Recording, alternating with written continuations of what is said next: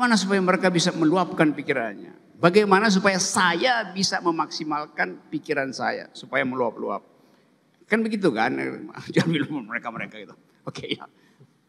Saya ngerti itu sebagai bukan sekedar kegelisahan, tetapi determinasi yang tertahan. Gitu kan. Kan ini determinasi dari human rights, artinya orang disebut orang, karena itu disebut manusia itu adalah animal rasional. Rational animal. Binatang yang rasional itu. Bukan binatang. Kita, spesies kita, bukan spesies, genus kita adalah binatang. Tapi spesies kita adalah berpikir. Dalam taksonomi biasa disebut genus proximum differentia specifica. Genus proximum kita, genus artinya proksi yang paling dekat dengan genus kita adalah binatang. Gitu. Kita lebih dekat dengan binatang dan lebih jauh dari tumbuhan, lebih jauh dari batu. Kan begitu kan? Genus proximum kita adalah binatang. Tetapi berbeda dengan binatang, diferensia spesifika kita adalah kita berpikir, binatang tidak itu. Binatang tidak mengevaluasi kondisi eksistensialnya, kita mengevaluasi. Karena itu kita mempersoalkan. Binatang tidak mempersoalkan. Itu inti dari rational animal. Binatang yang berpikir. Jadi kita adalah binatang yang berpikir. Nah, karena itu tidak boleh ada pembatasan berpikir. Kalau kita batasi berpikir, kita balik pada genus primer kita. Itu sebagai binatang aja. Manusia adalah binatang yang berbahasa. Language using animal. Itu yang menyebabkan ada harkat kita untuk bertengkar. Bukan berebut. Kalau binatang dia berebut, dia nggak bertengkar. Jadi itu intinya. Nah balik tadi pada soal mengapa kalau seseorang pikirannya itu luar pakem negara, lalu dianggap dia bukan subjek hukum, bahkan tersisi. Dia nggak boleh masuk di dalam kondisi pengambilan keputusan normal tuh. Mesti dianggap sebagai bajingan, sebagai outlaw segala macam itu. Di dalam ilmu hukum, kalau Anda belajar legal philosophy, ada satu buku yang ditulis oleh, judul bukunya itu Homo Sacre, manusia suci, oleh Agamben. Nama depannya apa, Italia itu. Ya Agamben namanya itu, oleh Agamben. Dia terangkan begini, manusia itu dijadikan subjek hukum agar bisa dihukum. Tesisnya sederhana. Jadi Anda di dalam keadaan natural, di dalam romantisme Rousseau, Anda itu setara. Begitu masuk di dalam kehidupan hukum, Anda menjadi tidak setara. Saya kasih contoh cara melihat hukum yang kacau oleh orang Indonesia atau oleh hakim-hakim Indonesia. Bahkan di tempat universitas Anda itu, Unair. Diucapkan terus-menerus equality before the law, equality before. Apa tuh equality before the law? Kesamaan di depan hukum. Kesamaan di depan hukum. Kita semua sama di depan hukum itu. Catatannya siapa? John Locke. Kacau. John Locke nggak begitu idenya. Bukan kita yang harus sama di depan hukum, melainkan hukum yang harus bisa diakses secara sama oleh kita yang berbeda. Itu yang namanya equality before the law.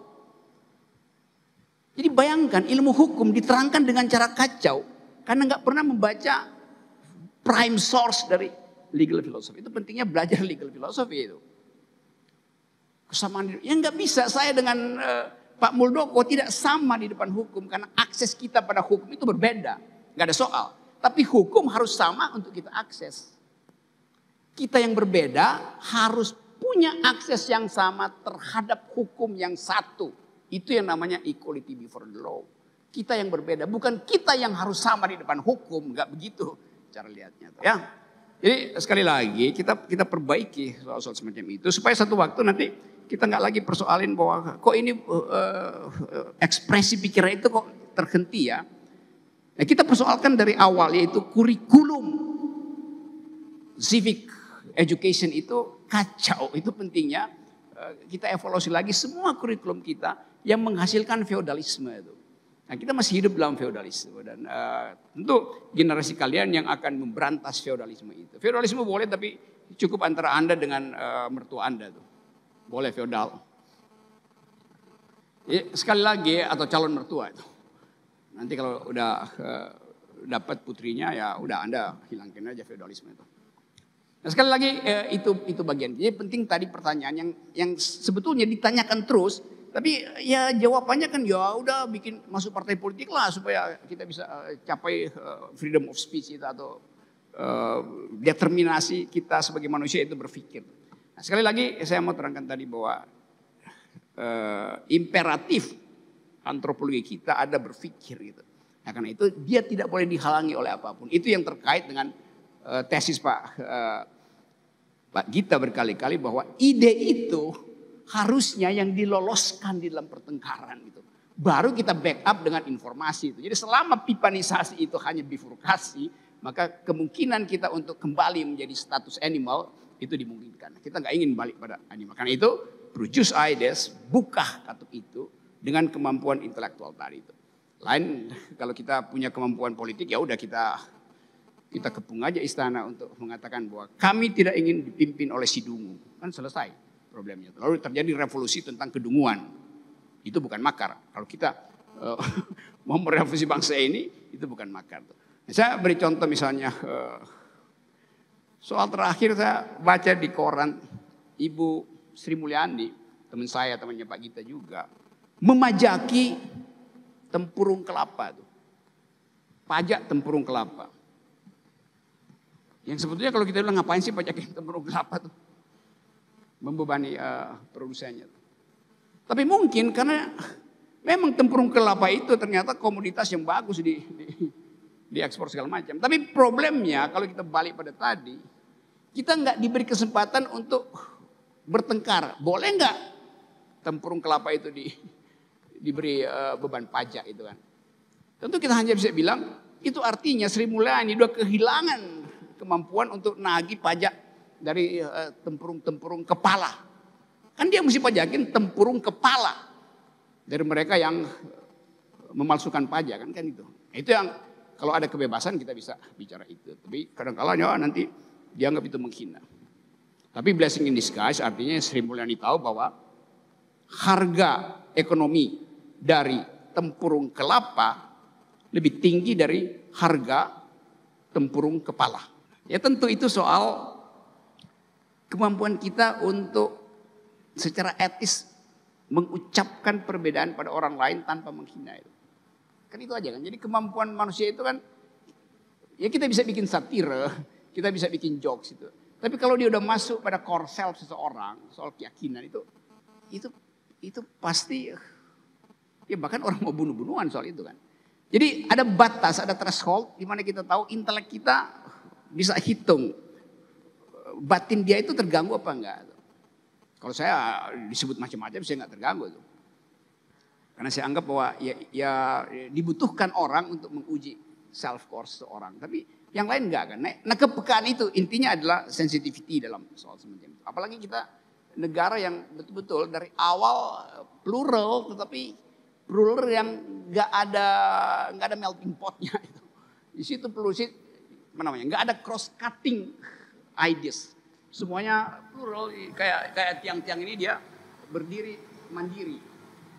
Seolah-olah dia mengatakan ini plural kan ini satu, ini dua, tiga segala macam. Tapi dalam politik plural itu kalau ada overlapping konsensus, ada cross cutting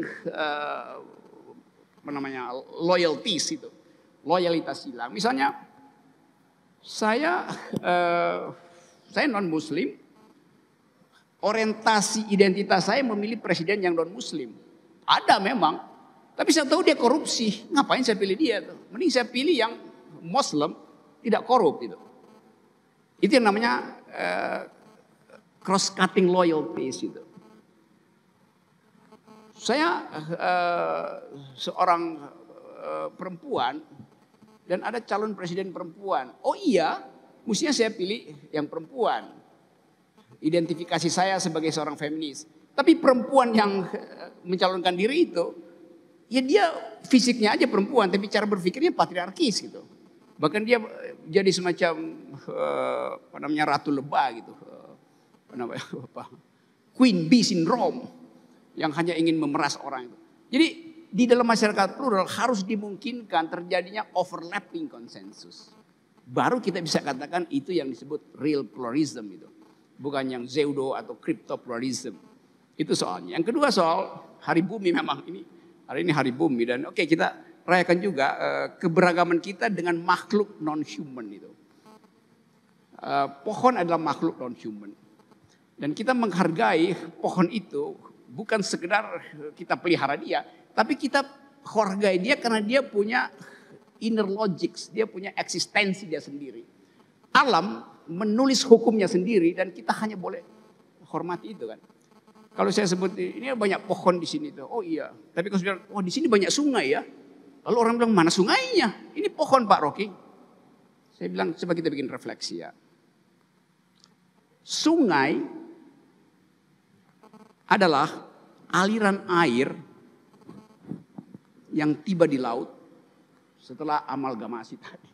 Akumulasi dia tiba. Oh iya, itu pengertian fisika begitu.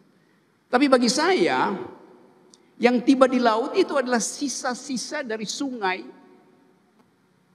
yang mengalir ke pohon. Pohon adalah aliran sungai. Dia menyerap air melalui kapiler di dalam batang pohon. Lalu dia menunggu matahari pagi supaya bisa terjadi fotosintesa. Kan begitu kan? Lalu daun itu jadi hijau. Klorofilnya kita lihat. Jadi kita mesti katakan bahwa pohon itu adalah sungai. Memotong pohon artinya membunuh sungai. Kan itu logiknya mesti kita dapat itu. Jadi kok ya kita bendung bikin sungai enggak. Saya coba beri ini penting betul diingatkan. Sambil kita ingat lagi pikiran dari Greta Thunberg yang jadi Person of the Years 2 tahun lalu oleh majalah Time. Kira-kira sebulan lalu saya datang ke Poso. Diundang oleh masyarakat pemelihara lingkungan di situ untuk lihat Danau Tentena. Danau Tentena itu adanya di Kabupaten Poso. Di danau itu ada ikan yang jadi sumber protein dari masyarakat Tentena. Ikan itu sama seperti ikan salmon.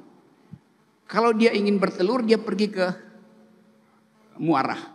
Lalu nanti telurnya itu jadi induknya meninggal di muara.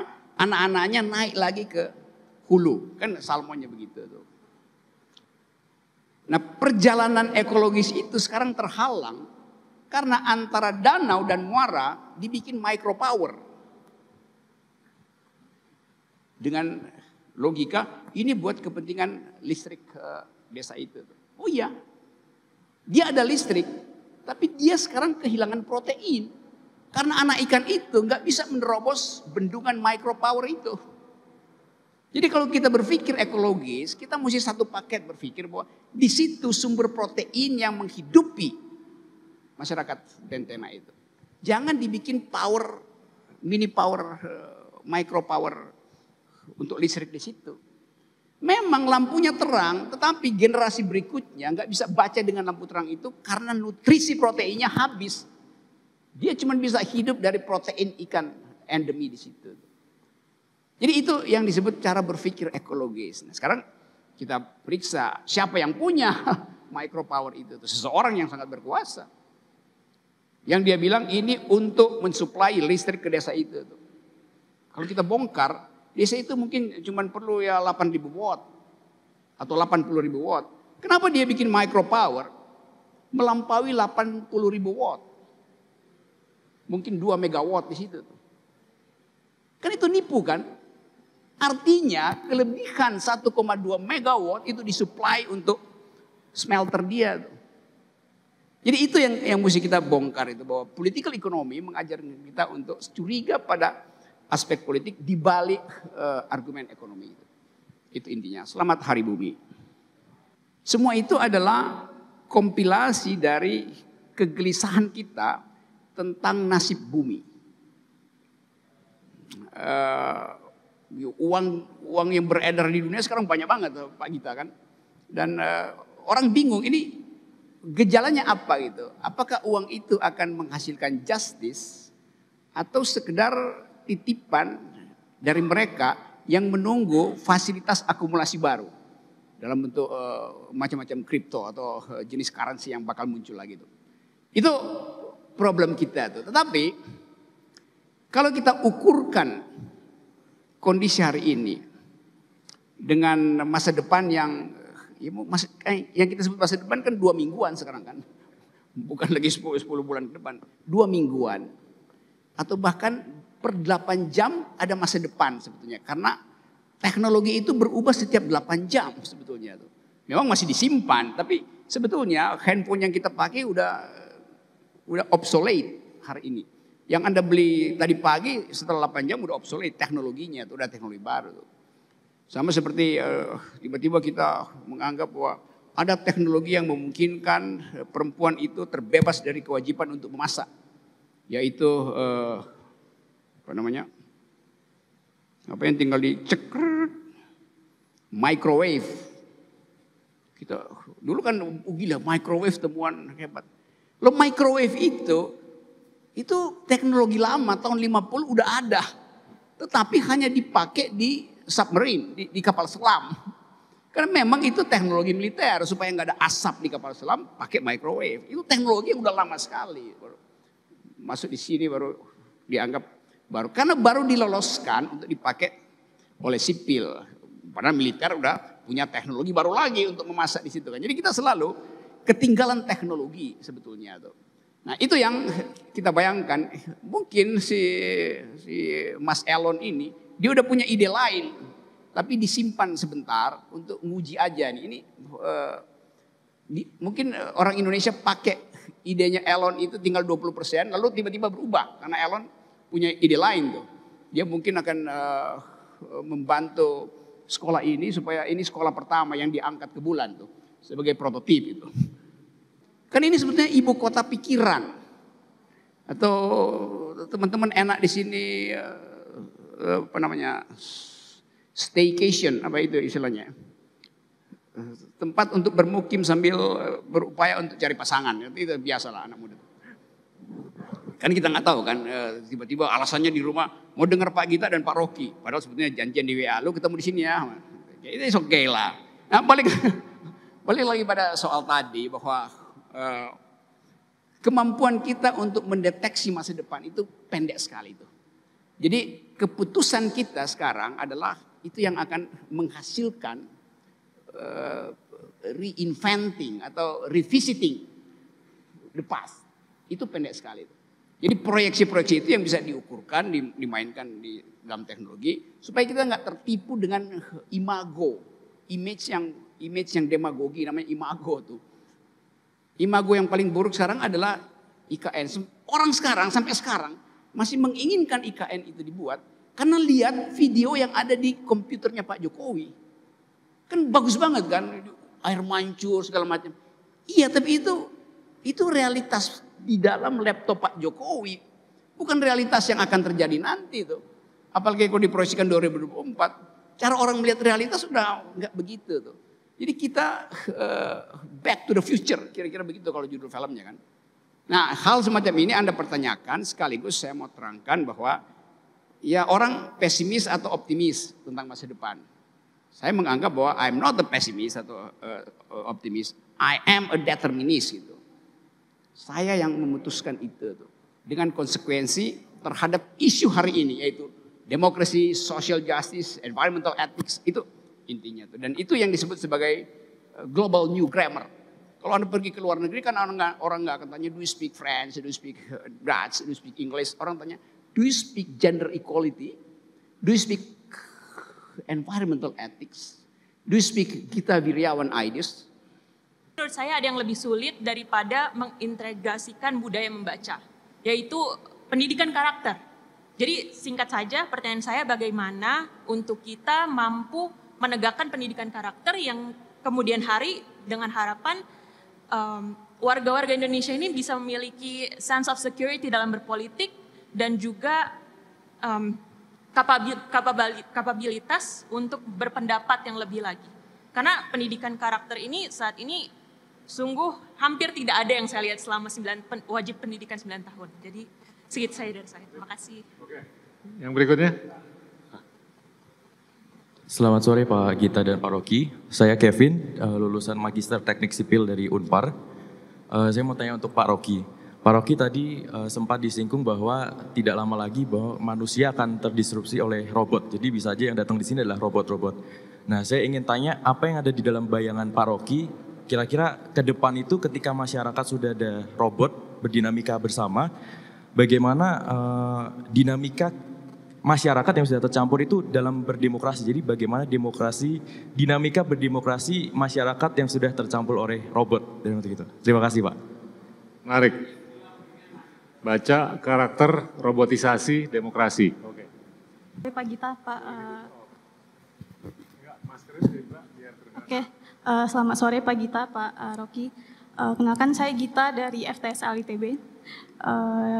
Jadi pertanyaan saya gini, karena sekarang ini kebetulan saya sudah sedikit banyak masuk kepada sistem pendidikan tinggi, yang mana membuat saya sedikit banyak juga mengetahui bahwa sistem rekrutmen mahasiswa di beberapa perguruan tinggi swasta itu lebih kepada mengiklankan mereka akan bekerja sebagai X gitu. Sehingga esensial daripada pendidikan itu sendiri agak sedikitnya terdistorsi bahwa ada fundamental pendidikan yang sebetulnya harus kita sampaikan.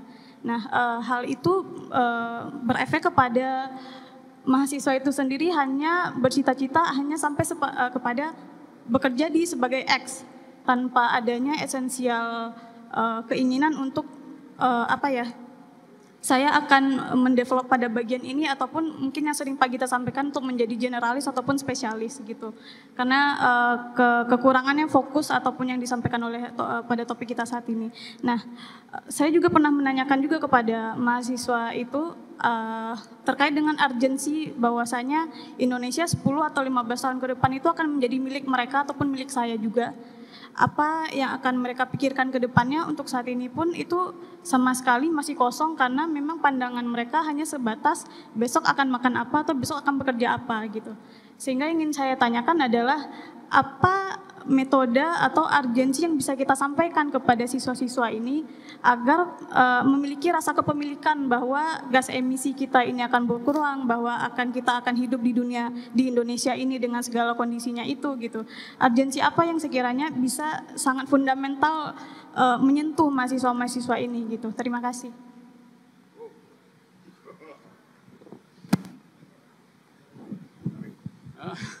Tadi ya, saya ngumpulin akal dulu buat layani akal. Saya dari belakang deh tadi yang ada ketidakpastian atau uncertainties itu di dalam kehidupan kehidupan publik kita.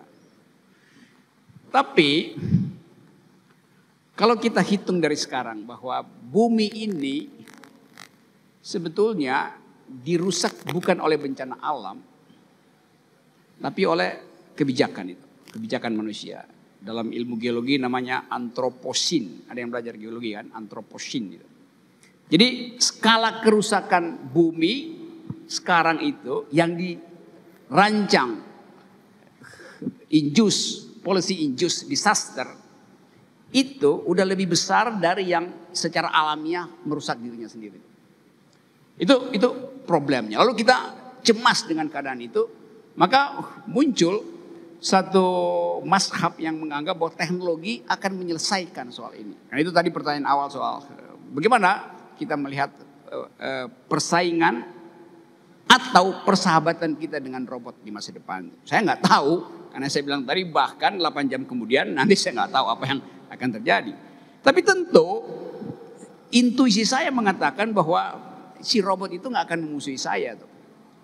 Kalau dia nggak akan memusuhi saya, artinya sebelumnya saya tahu bahwa robot ini adalah bagian yang buruk dari peradaban. Tapi kemudian saya netralisir dia nggak akan memusuhi saya. Nah, problem psikologi kita adalah kita belum direncanakan untuk masuk di dalam habitus yang baru itu. Kita baru ada dalam wacana itu. Walaupun sebetulnya ya beberapa tempat kita udah alami itu, bahwa Anda resepsionis di Jepang itu adalah robot semua tuh. Beberapa pelayan restoran robot semua. Tapi kita masih anggap itu sebagai pesuruh kita. Objek kita.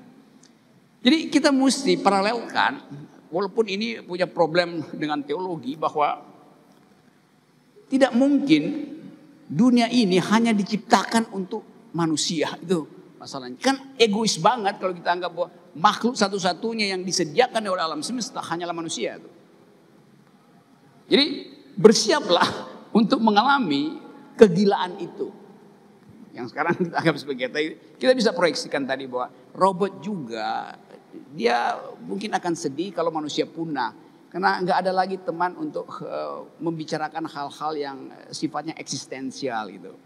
Sama waktu Karl Marx bikin semacam proyeksi bahwa nanti ketika masyarakat sosialis melalui pemerintahan komunis udah selesai, maka keadilan akan berlangsung seperti di surga.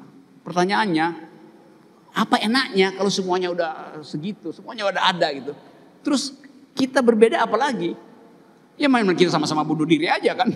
Kalau teori Marx itu benar, terus apa nikmatnya?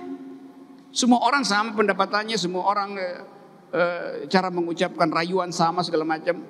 Jadi kita mau bayangkan bahwa diversity itu tetap akan terjadi kendati kita harus bergaul dengan robot. Jadi kita mesti anggap sebetulnya sebagai postulat penghibur bahwa masa depan keragaman itu tetap hidup. Jadi hanya itu yang bisa saya fatwakan hari ini.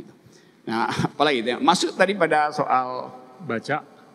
ya soal baca. Itu pentingnya kita persiapkan proyeksi kita. Satu-satunya kemampuan kita buat proyeksi adalah dengan mengintip bacaan-bacaan mutakhir. Yang sekarang dengan mudah kita lihat sinopsisnya. Kita baca Harari kan enak betul kan, itu cuma sejarah aja. Yang barangkali kalau kita ikuti membaca dari awal Charles Darwin itu berat banget.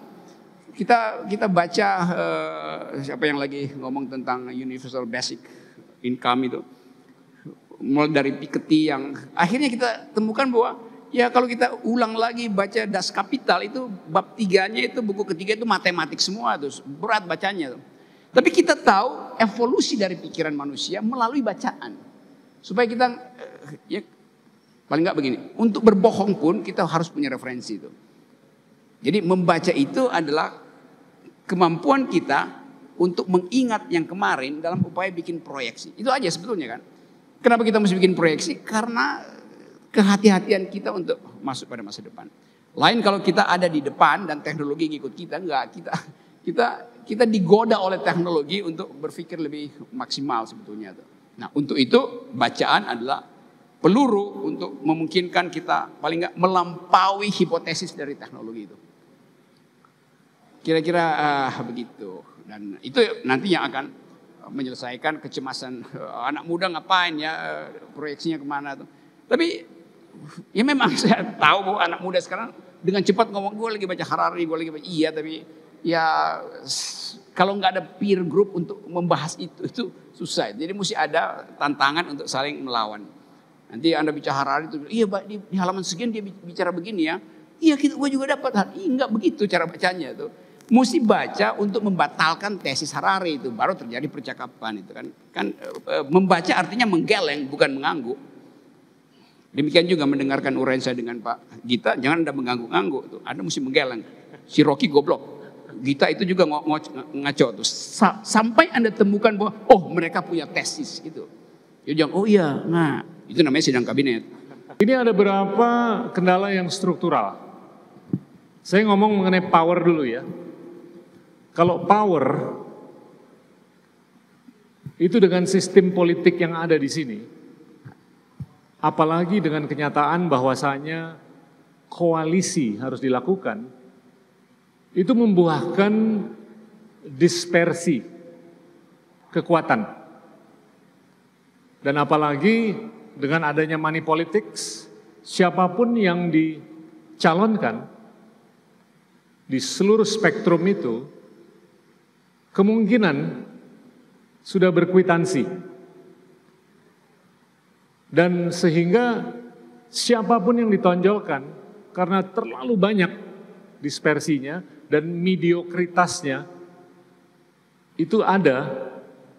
Jadi kita nggak disuguhin sama orang-orang yang akan diberikan power dengan kekuatan semestinya. Jadi sistem politik kita walaupun bagus secara demokrasi, dispersinya terlalu banyak. Dan money politicsnya terlalu tinggi terhadap oligarki. Ini dalam bungkusan power ya. Nah sekarang dalam bungkusan talenta. Ada beberapa kendala mengenai talenta. Yang pertama adalah anggaran. Anggaran ini kan baru aja ditingkatkan menjadi 20% dari APBN. Tapi problemnya APBN-nya aja masih terbatas. Jadi 20% dari sesuatu yang terbatas, itu ada keterbatasan kan? Dan apalagi kalau 20% itu didesentralisasikan, dan yang di daerah lebih dari 500 titik, kabupaten, kota, provinsi, dan lain-lain, itu tidak bisa berpikir secara cerdas, sehingga penggunaan anggarannya yang sudah didesentralisasikan itu nggak seoptimal seperti yang kita inginkan kan, sehingga kualitas pendidikan, kualitas talenta itu nggak seperti apa yang kita inginkan. Ini kendala yang pertama yang struktural.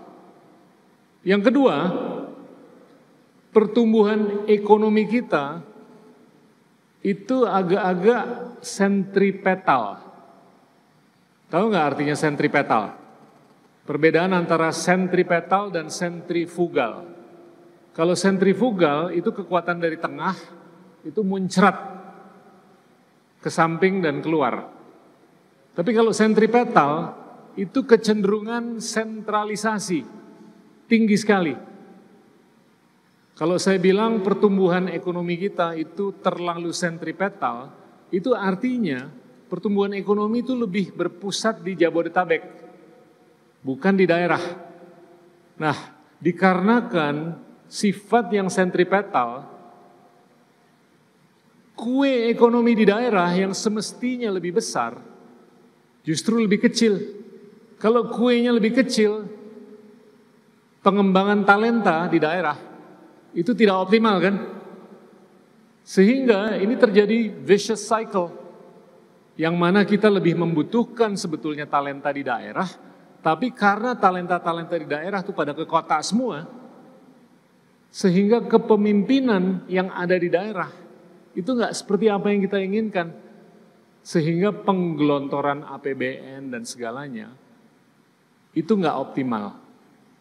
Nah jadinya kalau kita mau melakukan nation building, itu kita harus mencari keseimbangan yang tepat antara power dan talenta.